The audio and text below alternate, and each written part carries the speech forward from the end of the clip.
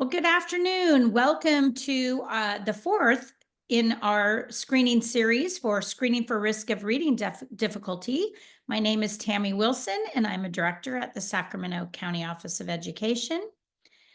And we are really excited. The Sacramento County Office of Education is really excited to share that we have an initiative in place that really is an approach to really taking a county-wide look at the systems in our county and how we can improve outcomes for students in Sacramento County in reading and literacy.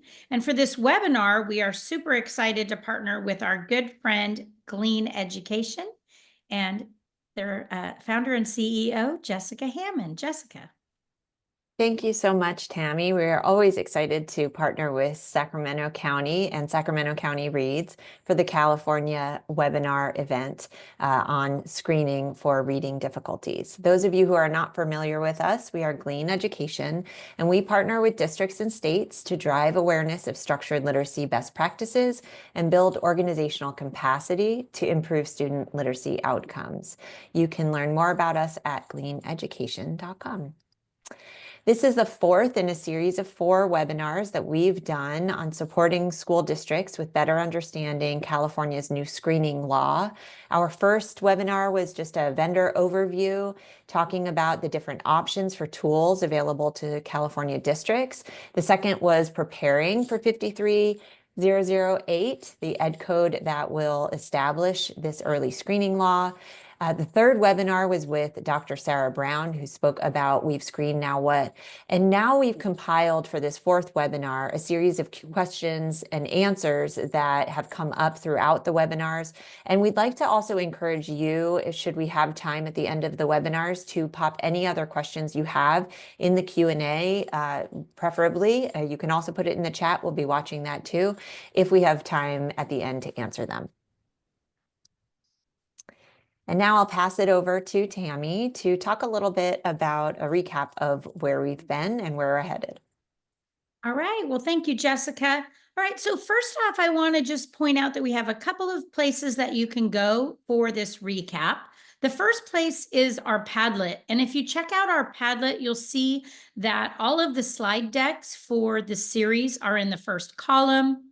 And then there is some additional information about screening and resources. So we have links to CDE websites. We have FAQs. We have resources for selecting a screener for your LEA. And then we have a whole slew of additional resources. If you're not familiar with Padlet, you can scroll up and down each of the columns. So I encourage you to do that. And then the final column are just some other presentations that have been done around universal screening if you would like to check those out. The second item on the slide is what the Glean platform looks like. So if you want to actually listen to a recording of the webinars, those can be found on the Glean website. They're also linked on the Padlet. So everything you need is right there on the Padlet. So you might want to bookmark that page. All right. So a little bit of a recap on 53008. What I would say is I encourage you to download the full ed code. This was based on SB 411 and then was put into California Education Code. There are a lot of nuances. It's not a lengthy read, but if you are charged with implementing this in your LEA, I do encourage you to download and skim and have it at the ready if you want to look up specifics. We also have an initiative overview on our California Dyslexia Initiative webpage, and that can be found on the slides. So again, all of these slides are in the first column of that Padlet. So you can download the slides, then you'll have all the hot links. All right, a little recap of Ed Code 53008, things you should know. So before June 30th of this year, 2025, your LEA needs to formally adopt one or more of the screeners that are on the approved list. That means it has to go to your governing board and it has to be formally adopted before the end of June. And then starting next school year, 25-26 school year, you will assess all students in grades K and 2, unless their parents opt out. Prior to screening, You need to notify parents that you're going to do so within 15 calendar days of the screening, and you need to give them the option to opt out. And then after the screening has happened, within 45 days of, sorry about that. And then if you do have any new students, then you must make sure that you screen them as well.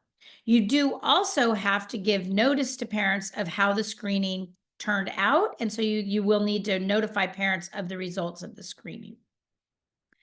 The screening instrument is really designed to be a really brief tool, and it can be administered by a certificated teacher of record, but it doesn't have to be the teacher of record. It could be any appropriately trained employee. So that is another important thing to note.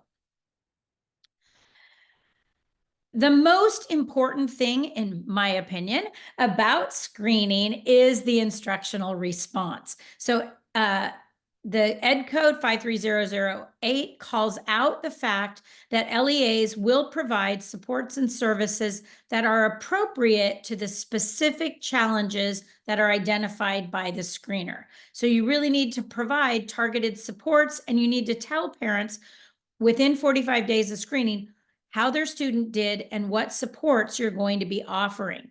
And those supports might include evidence-based instruction, progress monitoring, some type of early intervention in the gen ed setting, one-on-one or small group tutoring, or you may say we need some further evaluation or diagnostics. So that's just a recap of what is required in Ed Code 53008. For a deeper dive, please go back and watch webinar number 1, because that had a pretty in-depth look at the education code. All right, now I'm going to hand it off to Jessica, who's going to kick off our Q&A section. All right, so the first question that we've gotten and continue to get from participants is, what is the purpose of screening for risk of reading difficulties, and how is it different from diagnosing dyslexia? So the first thing I want to talk about is the fact that we are all, as educators, responsible for all the students who are learning with us and beneath us. And really, the students in our classroom are like a forest with all the variety of flora and fauna and the different potentials for their growth. It's our responsibility to ensure that we are meeting them where they are and helping them grow to their full potential. So I want you to think of this as kind of like a forest concept, because we'll be returning to this metaphor as we talk about screening and doing assessments across the academic journey of a student. Another thing to think about is that when we talk about the word diagnosis, that's really more of a process of determining the nature or cause of a disease or a disorder or an injury. And that's not what we're doing when we're doing universal screening.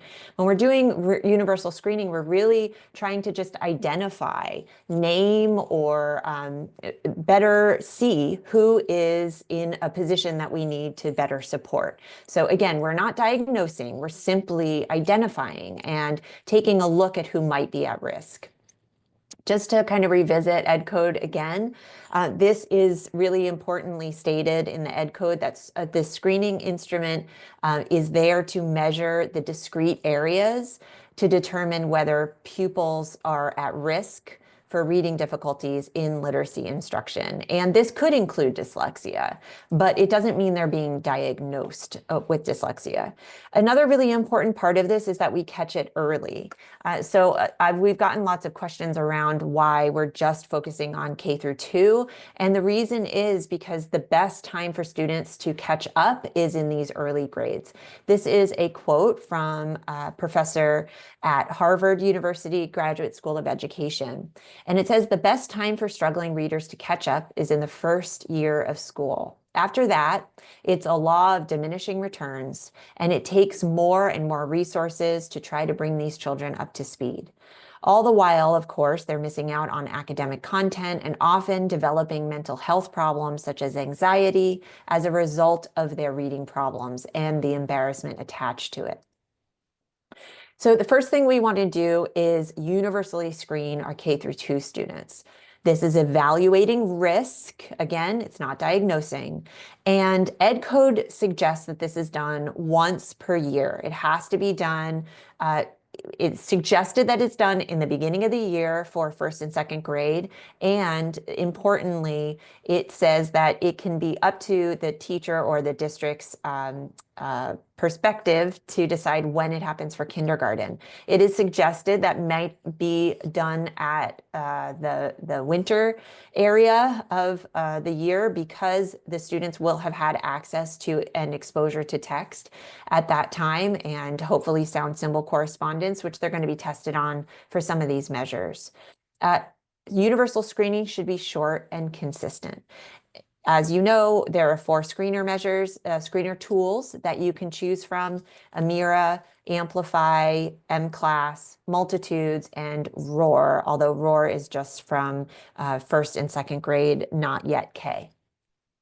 Now I want you to think back to that forest metaphor. When we're screening, we're really looking at the individual trees in the forest. We're saying, which student am I concerned about, and what do I need to know about them? But there's some follow-up that we need to do. After we screen students, we're really not done. If we're a teacher in that classroom, we're going to want to know more information. So my suggestion is to then start to think about diagnostics. A diagnostic is what we apply to ensure that we understand where the students are with regard to their skill mastery. We already know whether they're at risk or not, and those who are at risk, we can dig a little deeper, so that can help us start to inform our instruction. This can be done as often as needed to determine whether that student has mastery in that skill, or if they still need work. It helps us as teachers better understand where we're headed. So I like to think of the diagnostic as like looking at the leaves on the tree. These are, we already know our students at risk, that's the tree. And then we look at all the little leaves to say which leaf needs a little more support. And then I thought it would be helpful to point out some diagnostics and resources that you might want to look to if you don't readily have them available. These align with certain measures that you'll find on some of the tools that you are going to be using in your K-2 screening measures. Phoneme segmentation fluency, or first sound fluency, is an indicator of whether students have sound phonological or phonemic awareness. If your student scores red or orange, indicating that they're in a skill deficit around this area, you may want to do a diagnostic for phonological or phonemic awareness. One that we would recommend that is free is the PAST test. The PAST test is in Dr. David Kilpatrick's book, Equipped for Reading Success. The book isn't free, the PAST test is online. If your students score low in nonsense word fluency or letter naming fluency, it could be an indication that they are not yet sound on the alphabetic principle. That's matching your sounds to the symbols that represent them. We want to know what your student is missing so that we can make our targeted skill instruction effective. And we need to really understand which letters they know. There's a number of great assessments for sound symbol correspondence out there, and quite a few that are free. I know the BPST is popular in California. That's the Basic Phonics Skills Test.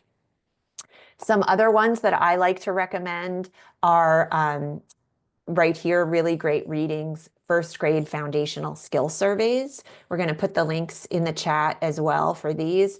And this is free online. You do have to enter your email, but once you do, you'll get access to the foundational skill surveys from really great reading, and I highly recommend that. We also have one for free that you could use at Glean. This is our more global decoding inventory and survey, but you're welcome to use it if it's helpful. We'll also put that link in the chat. I would make a recommendation and shout out for something that's not free, but incredibly useful. And this is Core Inc.'s Assessing Reading Multiple Measures. This has a really wonderful phonics survey, sight word surveys, vocabulary and comprehension surveys, and it goes along with the Teaching Reading Sourcebook, which is a wonderful resource to help you bone up on all you might need to know as you're working through this with your students and trying to build that in-depth knowledge in them and build mastery so that they can no longer be in risk area. Now, drilling down even further, this is when we get to the part where we're talking about diagnosis. And I would say most of your students will not need to get here. This is when the students are not making progress with really high quality instruction in tiers 1 and 2. And it seems obvious that they have some cognitive deficits or skill gaps that are going to make us think we may need to dive deeper and go further.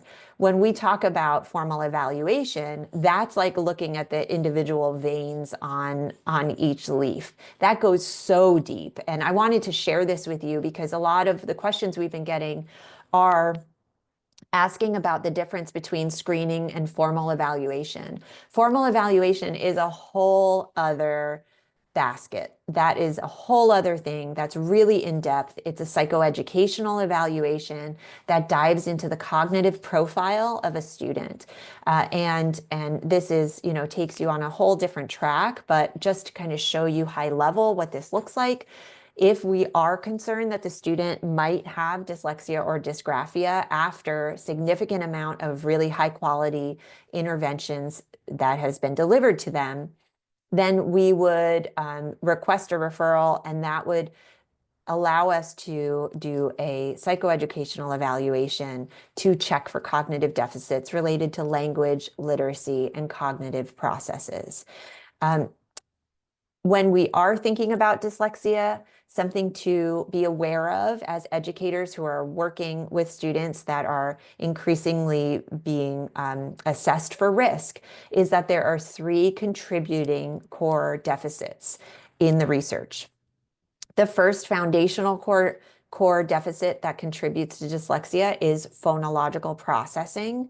That is the ability to manipulate the language that students take in.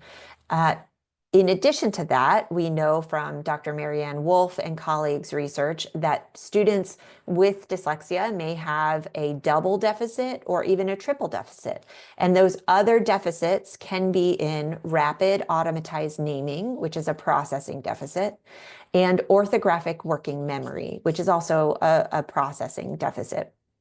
When students have one of those deficits, they can potentially be remediated easily with your really high quality instruction. But if they have 2 or 3 deficits, they may have a more stubborn difficulty that takes a little bit more intensity and remediation. So we're just going to kind of pause here, ask you to put some thoughts in the chat, ask what's coming up for you before we dive into the next section.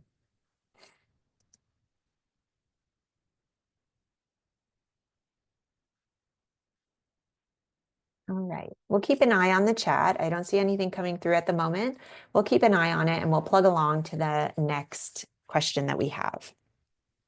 How does knowing how students learn to read and why some students struggle help teachers respond to screening results?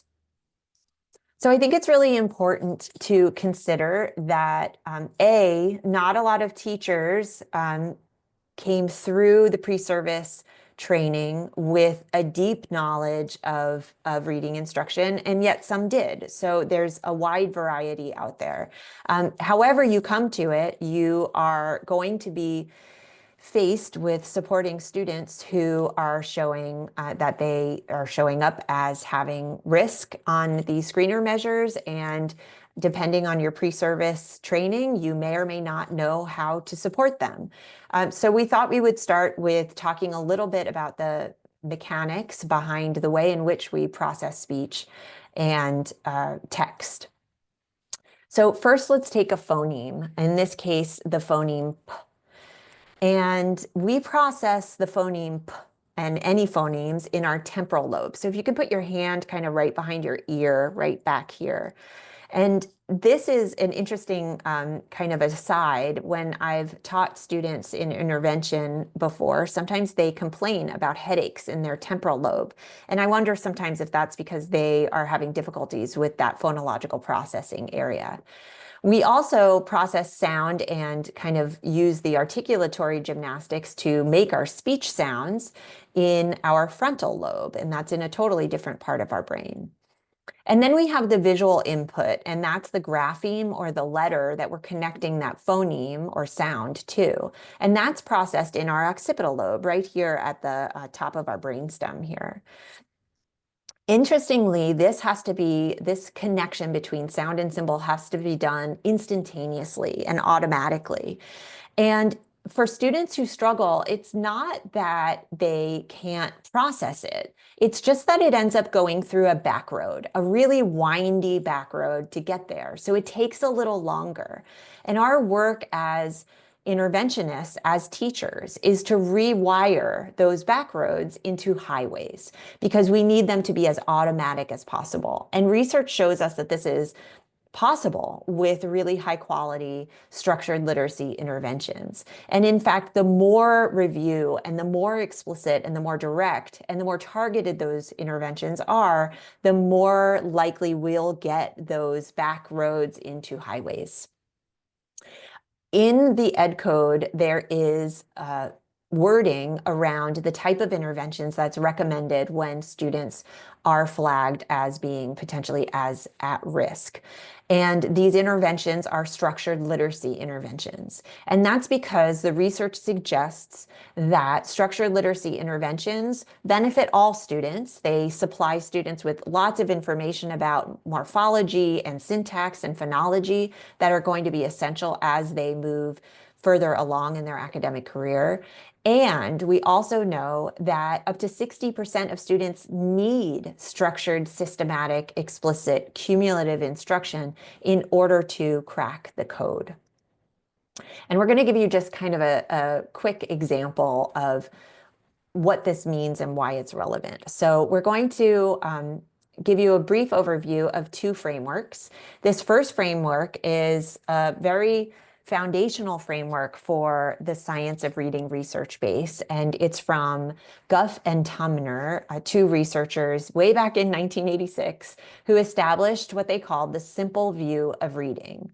And we know now it's not all that simple after all, but I'm just going to give you a quick little demonstration of this. So let's take this group of words. This is Czech. So for anyone who speaks Czech in the audience, you may know what this means. But for those of you who don't, I want you to just say out loud. No one can hear you. Everyone's on mute. Say out loud what this word is. So ready? On three. 1, 2, 3. Novi rok. So we can all say it. Do we know what it means? We are able to decode it. We have word recognition. But if you don't speak Czech, you might not know that it means New Year.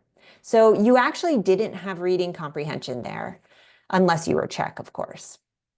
Now let's move to a word that is in a different alphabet. This is in Cyrillic. So again, if we have Russian speakers in the audience, you would be able to read this. Those of you who don't, give it your best shot.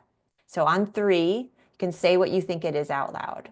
1, 2, 3. So this word, when I say it to you, you're going to have the language comprehension.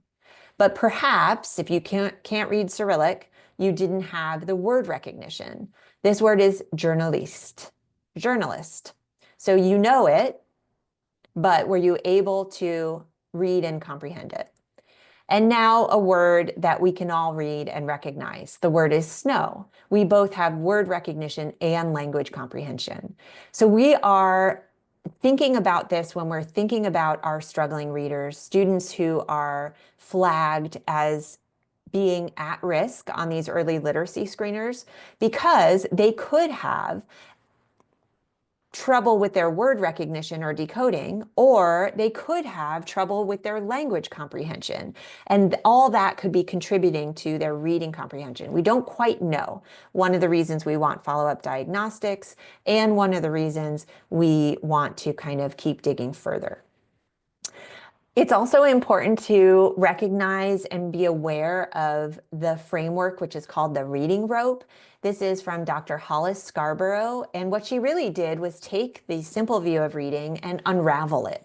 She took the simple view of reading and said, what are the component skills in both word recognition and in language comprehension so that a teacher can come to this framework and know what they need to do to teach to those students and close those skill gaps, knowing that our students need to be increasingly automatic and increasingly strategic in order to be a skilled reader. So this can really be a wonderful resource to help you look to it in order to inform your targeted skill instruction. And lastly, I wanted to point out a theoretical framework that was built at Sacramento County that we refer to as the building blocks of reading fluency. It really gives you an idea of all the subcomponents that are embedded in language acquisition and reading acquisition in order to become a skilled reader. And if we think of it like a building block, we can also see that if we are missing one or two of these bricks, everything could potentially crumble. So it's our work as educators to really build students from the bottom up and ensure that they are solid and on solid ground as they begin their academic career. All right, so again, please throw your questions, concerns in the chat or the Q&A. We'll be watching those and we'll be answering them when we have time a little later in this webinar. And now I'll hand it over to Tammy to take us through the next section. Thank you, Jessica.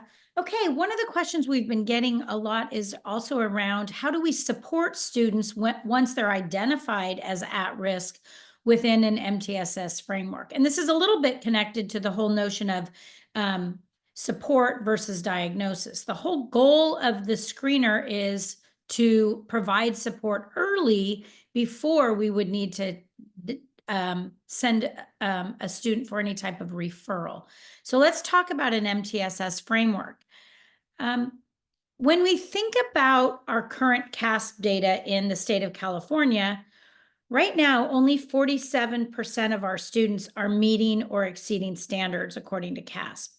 So that's a little daunting when we think about what may happen when we start screening our kinder and second grade students. In some cases, we may have quite a few students who are showing some level of risk. And so we kind of want to be prepared for that and start thinking about how are we going to set up our systems and how are we going to look at our systems in a way that can really maximize what we do for students in the K-2 space and really try to mitigate some of the reading difficulties that they may have. When we think about the fact that 53% of our students in California are not reading at grade level, it kind of goes against this whole notion of Dr. Shaywitz's research, Dr. Shaywitz from Yale University, which said that about 15 to 17% of our students should be having some difficulty or maybe likely having some difficulty, and only 5% will have persistent difficulty.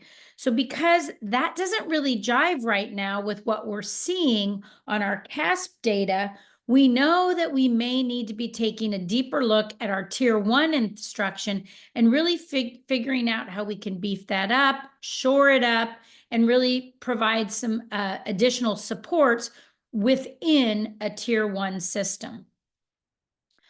So hopefully you're familiar with California's MTSS continuum of support, which talks about in Tier 1, those are the services and the supports that we're providing for all of our students. So that's our core curriculum, it's additional small group instruction, it's all the screening and the regular progress monitoring that we do. Some students are going to need some supplemental support, and we need to make sure that those supplemental supports are the core plus more, so they're not replacing the core. They're still getting Tier 1 instruction, but they're getting more. And then there may be a few students who really require some intensified supports. All right, so this quote from Kareem Weaver, those of you who are familiar with the Right to Read film, he is the founder of Fulcrum in Oakland. He says, if half the kids can't read without paying for outside tutors, you don't have an intervention problem, you have a core instruction problem. So he's really pushing us to think about our systems and how can we enhance our tier 1 to really meet the needs of most of our learners. I want to give you a minute to read this quote, which really talks about the fact that the focus of MTSS is on prevention. And once you've read it, if you can pick out a word or a phrase or something that really resonates with you and type it in the chat, that would be great. So I'm going to stop talking and let you read.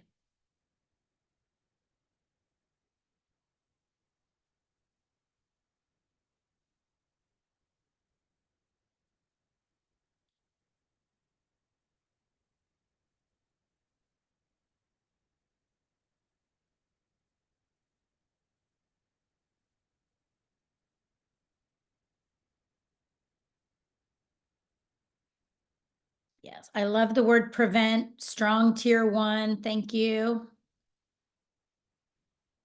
Identify systemic obstacles. That, for some reason, I've read this quote a million times. That's the one that jumped out at me when I reread it. Yeah, yeah. A cornerstone is our strong tier 1. I think that's looks like it's registering for some people. And the systemic piece. The idea behind what we're aiming to do is to support kids specifically with what they need from a targeted perspective, but we may also need to look at our systems and see are there places in our systems that we really need to shore up. And this image on the next slide is a way to think about it. So when you look at your data, you want to be looking at how strong is our tier 1? Is our tier 1 that fence up at the top of the cliff?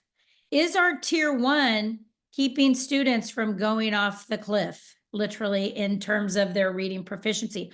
Are we catching them before they fall?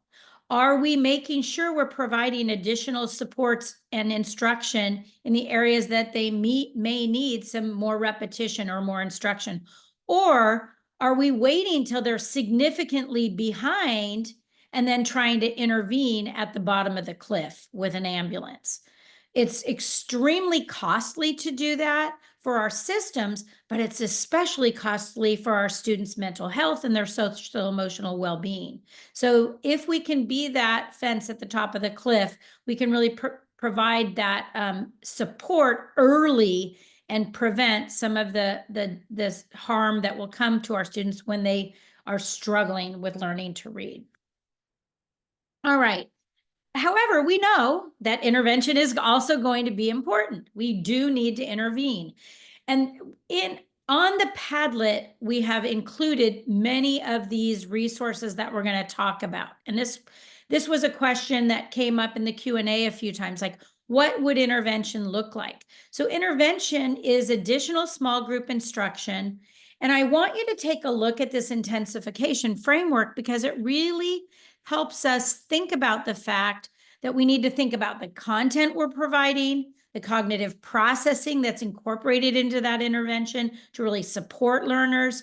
What is the instructional design? Is it explicit, systematic, and direct? Because we know that is an effective intensification. And then what's our instructional delivery? Is it sufficient time, duration? What's the pacing like? But all of this needs to be tailored to the student's needs. So that is where the screener comes in, because the support can't be generic. It needs to be targeted to what has been identified as a student need. All right, so I encourage you to check out that intensification framework. It is linked on the Padlet. Their website is down, so if you can't get to their website, please find it on the Padlet, but it's a nice little 2 or 3 page read about intensification that is really a helpful way to think about how do we structure supplemental intervention for our learners. And remember, they're still getting the core, they're still getting tier 1. This is core plus more. Another way to respond to the data that we really think is a useful tool is these AIM quick guides. So this particular quick guide, the first one, really helps you think about, all right, let's start with comprehension. Are our students having How are our students doing with comprehension? Well, if they're struggling with comprehension, maybe it's a fluency problem.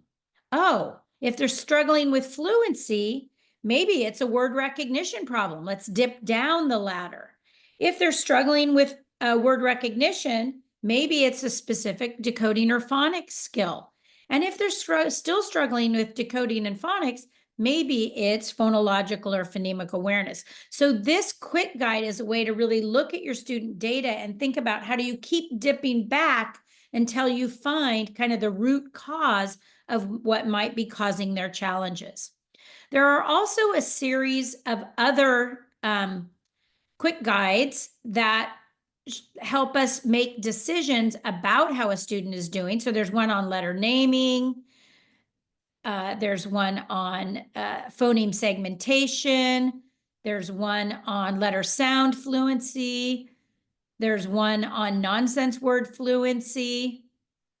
And there's one on oral reading fluency. And what's nice about these is not only do they tell you have a decision tree, but they provide some suggested instructional responses.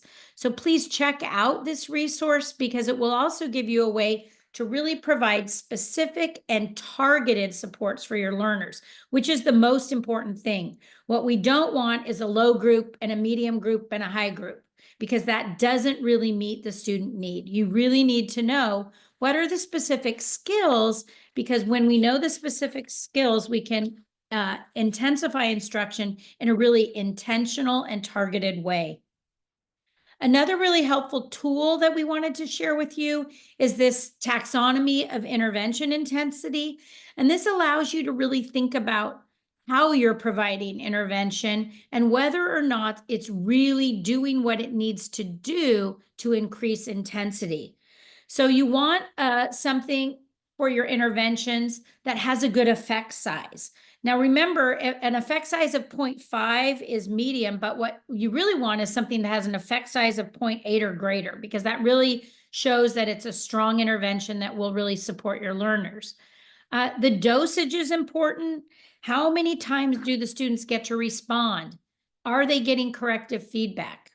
Alignment, I've already talked about a lot, but I want to re-emphasize that because that's a thing for me, is making sure that you're aligning the intervention to the student's specific needs, not generic, but specific.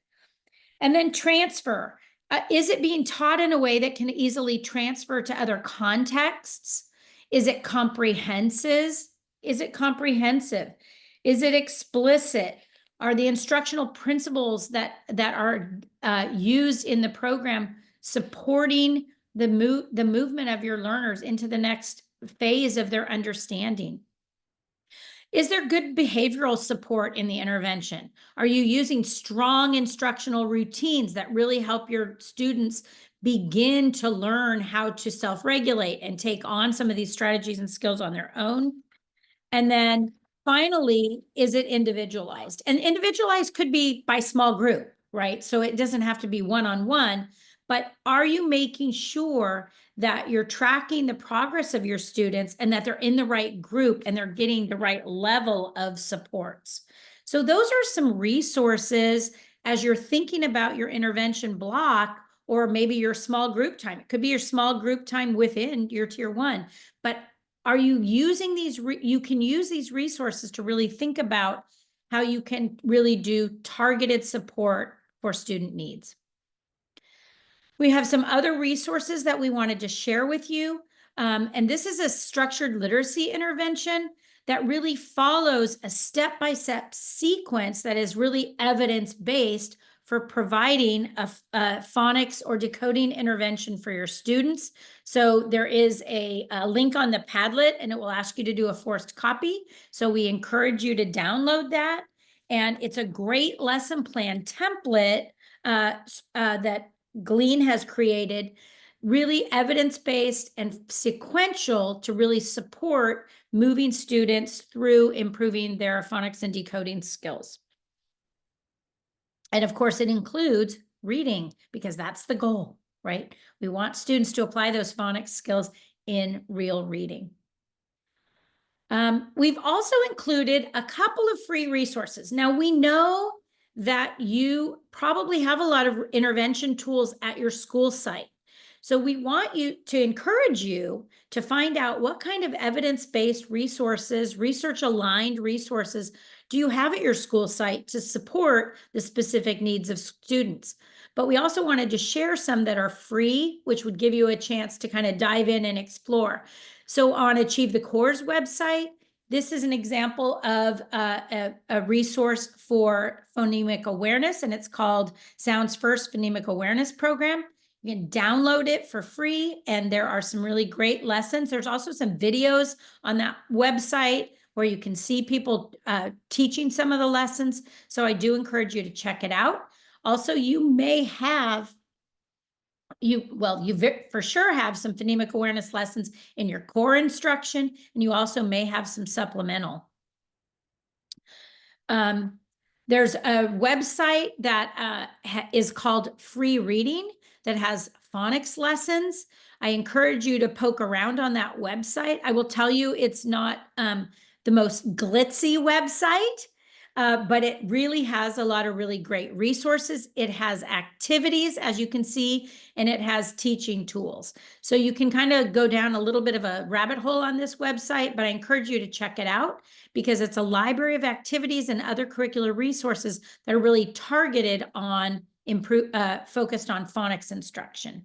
And again, you may have some intervention supports at your school site. You may have UFLI, you may have SIPs, you may have tier 2 intervention that came with your core curriculum. So I'm not just saying, don't use those things. I just also wanted to give you some free resources in case you didn't have anything available at your school site. And then we don't want to leave out comprehension, vocabulary, oral language development, the other side of the reading rope that Jessica talked about when she was sharing those theoretical frameworks. So for those of you that don't know about the Florida Center for Reading Research, there are a lot of student center activities on that website. They're all free, and they're really useful resources for small group time, and it's all organized by different areas of reading and literacy. So we encourage you to check out those websites. So I'm going to stop talking there and give you a minute to think about what's coming up for you in regards to MTSS. And then also, if you have some additional questions that are coming up for you that we didn't already answer, please put those in the Q&A. And Tammy, we've gotten so many great questions, and we do have a little over 15 minutes left. So why don't we start diving into those questions, if that sounds good to you? I think it sounds great. Okay. So some of the questions Tammy and I have been answering in the chat back and forth. So please do, or in the Q&A as well. Please do feel free to look at those. Some I will elevate because they were great questions that many of you may be interested in. So how about we'll do it. I'll read a question and then I'll take a stab at answering, and then Tammy, you can do the same. Okay. One question that we got from an attendee was, how do you interpret the law around giving information to parents about what instruction will be given once students are assessed? And I'm assuming the question relates to once a student is assessed and then shown to be at risk, because you don't have to apply intervention, obviously, if a student is not declared as at risk. But if they are, what do you need to know? So I wanted to just share a quick resource with you. Districts should be able to tell parents what they are doing in terms of intervention freely. When a student is scoring below on an assessment, it is parental right to know what you are doing to remediate those target skills. We have a template that we created at Glean, a letter that you can send, and it has a simple checklist on it to share what structured literacy interventions you're applying, and then what types of progress monitoring you're applying, and when they should prepare to hear more about that student's progress. You can make a copy of it and then adjust it as is appropriate for your district, but it might be just a good way to get a sense of a recommended resource for that conversation that you need to have with parents. You can email me for that, and we'll pop it up on the Padlet if it's not already on there. Tammy, would you like to take another question? I wanted to chime in on the question around diagnostics, and because we did answer it in the Q&A, but I also just do want to say, like, when we think about diagnostics in this regard, what we're really talking about is a tool that will give you a little bit more information about a specific skill that a student may have pinged on the screener. So the screener is meant to be really quick. So it may say, this student is at risk in phonemic awareness, for example. But you may not know, like, well, what should I work on in phonemic awareness? That's a big, that's a big area. So you may want to give the past, or it may say the student's at risk in nonsense word reading. Well, you may not know, like, well, do they know their short vowels, but they don't know their long vowels, or are they struggling with digraphs, or what is the challenge? So you may want to use a tool like we shared in some of those slides that really helps you hone in, so that when you do intervene and provide some additional support, it can be really targeted. So that's really how we're thinking about it. We're not talking about like an evaluation for special education at all. We're really talking about really getting some more information about the learner and how you can better support them in either tier 1 or tier 2. Yeah, and I'll follow up on that, Tammy, because we got some questions surrounding the diagnostics. So let me run up and see if I can grab it, specifically related to whether a teacher should be considering doing their own progress monitoring and whether that qualifies as progress monitoring. So I responded in the Q&A and would like to elevate that as well. Absolutely feel free, if you are doing targeted small group interventions, feel free to create teacher-created assessments that allow you to assess that student's target skill mastery. So let's say you identified a student who is really struggling with the silent E syllable type, and you've been working really hard with them over the last 3 weeks, really gaining mastery of all the different vowels with silent E syllable type. It's totally appropriate to make a teacher assessment of all the different words that you've been working on and see if that student has gained mastery on that concept. And I would say, when I speak of progress monitoring more generally, it is always encouraged that you're progress monitoring with a curriculum-based measure as well. So a curriculum-based measure is not a curriculum-based assessment. A curriculum-based assessment would be, for example, if you have foundations, Wilson Foundations, and you use a mastery check for that, or you're doing Amplify and you do one of their end of unit assessments. That's a curriculum-based assessment related to the scope and sequence of that curriculum.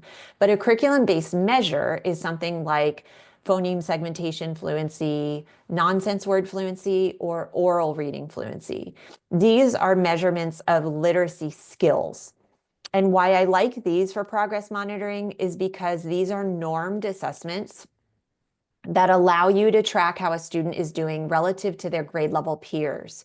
And so we're able to see if that student is making adequate progress and if they're closing the gap with their grade level peers, because that is what has indicated risk, after all. If a student is behind where their grade level peers are, then they are at risk for falling further behind. So we want to kind of keep an eye on that. So if a student scored low in oral reading fluency and you're working actively on phonics, for example, through a structured literacy lesson, and reading fluency explicitly, then you would want to retest that student in ORF, let's say at least once a month. But if you're doing more intensive instruction and intervention, then maybe every 2 weeks or even every week in tier 3. So consider that as well. Okay. I just saw in the chat questions around, is there state money for hiring more reading specialists? I will say that there is, in the proposed budget, there's additional money to support screening. We don't know if that will, the budget's not set, so we don't know if money will come through. What in terms of reading specialists, there is the literacy coaches and reading specialists grant, but that is for target schools. So there's over 800 schools targeted in the state that are getting funding and are participating in that statewide grant to develop more reading specialists in the state. I will say, when I think about the fact that if we have over 50% of our students showing some reading difficulties, what that really tells us is that we need to take a look at our systems and think about our tier 1. And I encourage you to watch, I think it was webinar 3 where we had Dr. Sarah Brown, because she really talks about, if, for example, if you have 50% of your students struggling with phonemic awareness, you may want to do a whole class intervention. So you may do a double dose of phonemic awareness daily. So you do an extra 5 minutes every day for the whole class, because it's indicating that that's a need of the majority of your students. So I encourage you to check out webinar number 3, because Sarah Brown did a really great job. Oh, good. She's going to be featured in the Reading League Summer Book Study. Yay!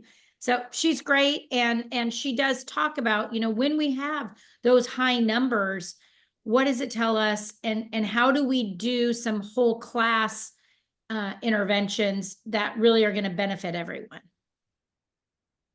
Wonderful. So we've received 2 questions relating to how long students should receive intervention, and I'll read one of them. Is it up to the LEA to determine how long students receive intervention before going to an evaluation? So this dovetails with the other question we got, which is, how do we know if we're delivering intervention for long enough? So this really gets us into the conversation about intervention intensity, duration, and frequency. So I think it's really great to align with research on these dimensions. So research, especially research from Sharon Vaughn and at UTexas at Austin, and the Fuchs at Vanderbilt, they have done work on intensification dimensions, and they call it the taxonomy of intensification or intervention. And they suggest that an intervention can be really powerful when you are working with 3 to 5 students in small groups. So we want to reduce group size, make sure that they're smaller groups, 3 to 5 students for at least 3 days a week, preferably 4 or 5.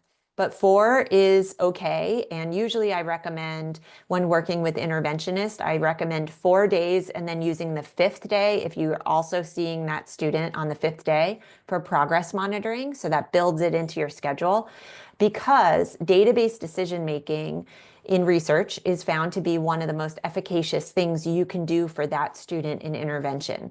So doing progress monitoring, tracking the data, making sure they're making progress toward their goals is critical. So at least 3 days a week for 3 to 5 students. And then duration length, it's suggested at least 9 weeks to see adequate progress. So you may notice that a lot of your intervention cycles are 9 weeks long, and this could be because it's based on that research around duration for intervention, but 9 weeks is great. And as an interventionist, I've found 9 to 12 weeks is when we really start seeing the progress happening. So keep that in mind as you're building these intervention cycles. Anything you'd like to add, Tammy? No, I think that's great. And the taxonomy is, but the Fuchs taxonomy is posted on the Padlet, so you can find that on the Padlet. One of the things that I did want to say is we've had a few questions in the chat that are, I would say, not in mine or Jessica's wheelhouse to answer, because they're really very specific to CDE. So I want to put, I just put a link in the chat.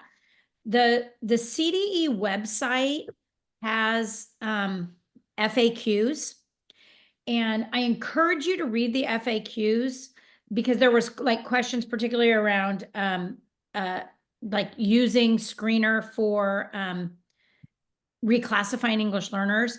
and there's a section on the FAQs about that. But if you have a specific question, at the bottom of that FAQ page is an email address for the statewide literacy office. And what I will tell you is when I start getting the same question over and over, I've been sending it to that office because pretty soon then they'll answer it and it'll get added to the FAQs. Because some of these nuances, I don't want to give you the wrong answer. Jessica doesn't want to give you the wrong answer. We want to make sure that it's been vetted by the Department of Education.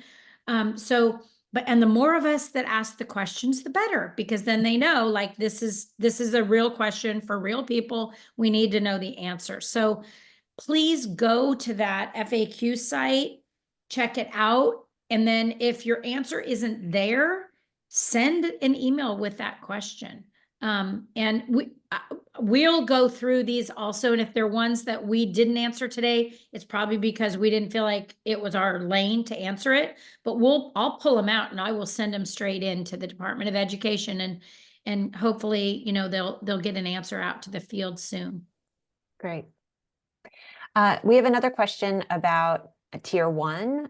This is from Lori. She said, I know students need to receive grade level instruction, but if students don't have this foundational skill, the foundational skills necessary to access grade level Tier 1, is this a good use of time? Should their Tier 1 be at their instructional level to make sure they can access it? So my answer to this when I'm coaching or supporting districts is that all students should be at their grade level in Tier 1 instruction. Students need the access to grade level content for their intellectual abilities and their intellectual capacity.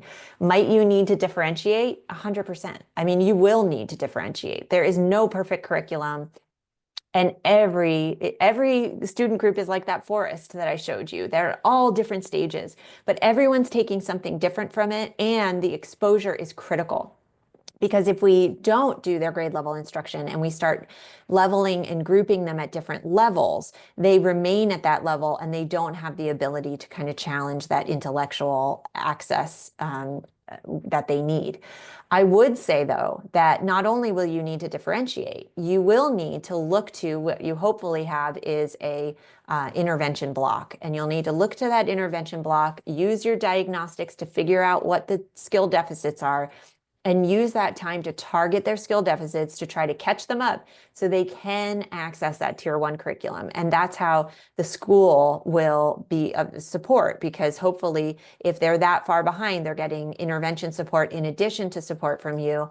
And the idea is they'll be able to access that Tier 1 curriculum eventually after these remediation tactics. Well, thank you, everyone. I think we should put up our survey,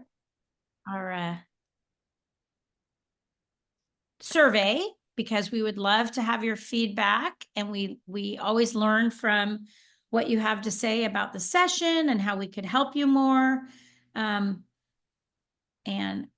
I do encourage you to go back and watch the other webinars if you haven't done so already. And thank you for attending this evening. Thank you, everyone. It's a pleasure working with all of you, and please let us know if you have any questions. Good luck in the field.